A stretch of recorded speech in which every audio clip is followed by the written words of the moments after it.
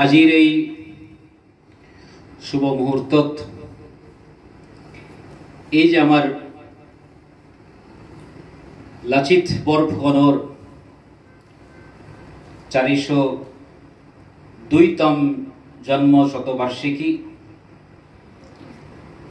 আমি উদযাপন কৰিবলৈ ইয়াত ওলাইছো। We are here to celebrate 402nd birth anniversary of Lachit Borphukan. On behalf of Bharatiya Itihas Sankalan Samiti Assam and Rai Foundation Dhubri, I welcome you all to this ceremony. আজিৰ এই অনুষ্ঠানলৈ আপোনালোক সকলোকে ভাৰতীয় ইতিহাস সংকলন সমিতি আৰু ৰায় ফাউণ্ডেশ্যনৰ তৰফৰ পৰা অভিনন্দন আৰু স্বাগতম জনাইছো। ইতিহাস সংকলন সমিতি এটা ৰাষ্ট্ৰীয় সংগঠন যি আমাৰ বুৰঞ্জীক সজীৱিত কৰি ৰাখিৰ কাৰণে চেষ্টা কৰি আছে। বহুত বুৰঞ্জীত স্থান নোপোৱা আনচাং হিৰোৰ বিষয়ে ইতিহাস সংকলন সমিতিয়ে দিনে ৰাতি কাম কৰি আছে। আজি এই লাচিত দিৱস সেলিব্ৰেশন তাৰে এটা অংশ বুলি আমি ভাবো। In 2022 we have celebrated 400th birth anniversary across the country, and our Assam government celebrated 400th birth anniversary of Lachit in Delhi in a grand manner. I am sure after that we are all familiar with the Lachit Borphukan. তাৰ আগতে আমি অসমৰ মানুহে গম পাওঁ, কিন্তু অসমৰ বাহিৰৰ মানুহে লাচিত সম্পৰ্কে ইমান এটা ধাৰণা নাছিল বুলি আমি গম পাইছিলোঁ। সেইকাৰণে অসম গভৰ্ণমেণ্টে 400তম জন্ম জয়ন্তীক আমাৰ দেশৰ ৰাজধানীত অনুষ্ঠিত কৰি গোটেই বিশ্বতে লাচিতৰ যে চিনাকি পৰ্ব বুলি যদি আমি ভাবো কৰাবলৈ চেষ্টা কৰিছিলে। To some extent it was successful one. Now almost across the country or across the globe people knows who was Lachit. Lachit 1622 চনত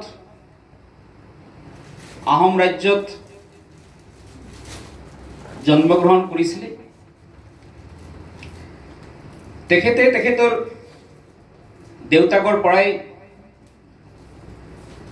ৰণকৌশল এডমিনিষ্ট্ৰেটিভ স্কিল সকলোখিনি বস্তু শিকিছিলে। আমি সকলোৱে জানো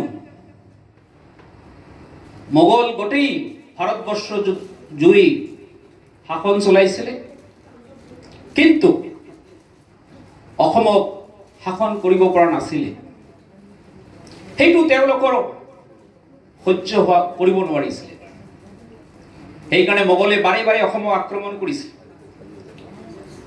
আপোনালোকে শুনি আচৰিত হ'ব, মোগলে অসমক একবাৰ দুবাৰ নহয় 17 বাৰকৈ আক্ৰমণ কৰিছিলে। Not one time, two time. It was 17 time Mughal attack Assam. কিন্তু অসমৰ মানুহৰ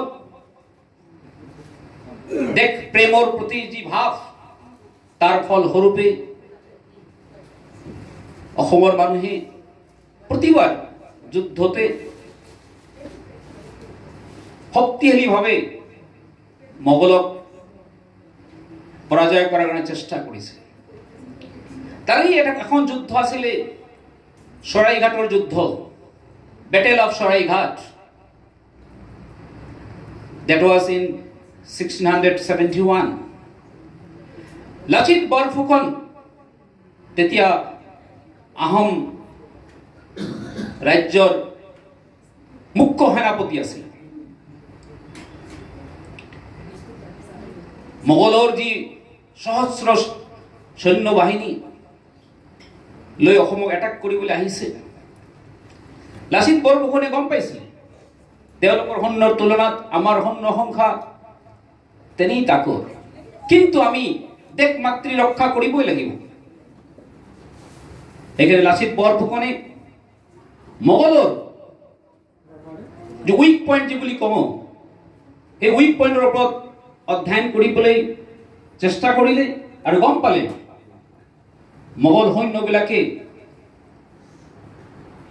জলপথত ইমান এক্সপাৰ্ট নহয়। They are not so much expert in fighting in water.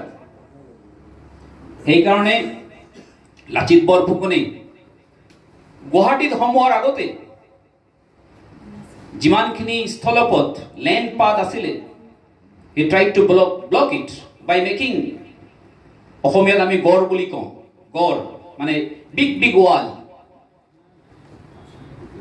সেই গড় সজোৱাৰ কাম সৈনিকসকলক অৰ্পণ কৰিলে আৰু তাৰ মূল দায়িত্বত ৰাখিলে লাচিত বৰফুকন তেখেতৰ নিজৰ মোমায়েক। গড় নিৰ্মাণৰ কাম চলি আছে আৰু মোগল সৈন্য বাহিনী ব্ৰহ্মপুত্ৰৰ সিটো পাৰে ৰখি আছে। গড় নিৰ্মাণৰ কাম তদাৰক কৰাৰ কাৰণে ৰাতি লাচিত বৰফুকনে তেওঁৰ নৰিয়াগাৰে অসুস্থ, হি ৱাজ ইল, গড় নিৰ্মাণৰ কাম পৰ্যবেক্ষণ কৰিবলৈ আহি তেখেত আচৰিত হৈ গ'ল যে গড় নিৰ্মাণৰ কাম সম্পূৰ্ণ হোৱা নাই, কিন্তু আমাৰ গড় নিৰ্মাণৰ কামত লাগি থকা মানুহখিনি কাম বন্ধ কৰি পেলাই ৰাতি শুই আছে। তাতকৈ আচৰিত হৈছে যেতিয়া দেখিছে যাৰ কান্ধত গড় নিৰ্মাণৰ কাম অৰ্পণ কৰা হৈছিল তেখেত আন একো কোনো নহয়, লাচিত বৰফুকন দেৱৰ নিজৰ মোমায়েক। দেখিছে তেখেতেও ভৰ নিদ্ৰাত মগ্ন হৈ আছিল। লাচিত বৰফুকন খঙত অগ্নিগৰ্ভ হৈ গ'ল। দেশ মাতৃ ৰক্ষা কৰাৰ কাৰণে এওঁলোক কি কৰি আছে, দেশ মাতৃৰ প্ৰতি তেওঁলোকৰ কিমান ভাল ভক্তি আছে। খঙত অগ্নিগৰ্ভ হৈ নিজৰ হেং দাঙেৰে নিজৰ মোমায়েকৰ শিৰচ্ছেদ কৰি দিলে। তেতিয়া কৈছিলে দেশতকৈ মোমাই ডাঙৰ নহয়, my country is my first priority. আমি সকলোৱে গম পাওঁ তেতিয়াৰ পৰাই এই যে দেশতকৈ মোমাই ডাঙৰ নহয় চিঞৰি চিঞৰি যেতিয়া কৈছিলে, সকলোৱে টপৰিৰ পৰা ভাগি উঠি পেলাই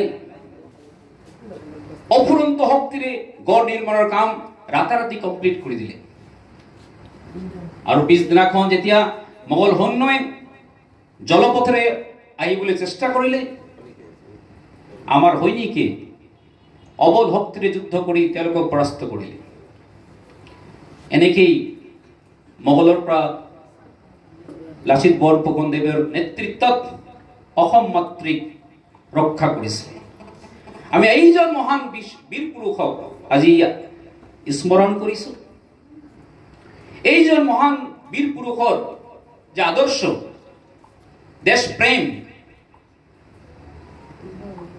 একতা,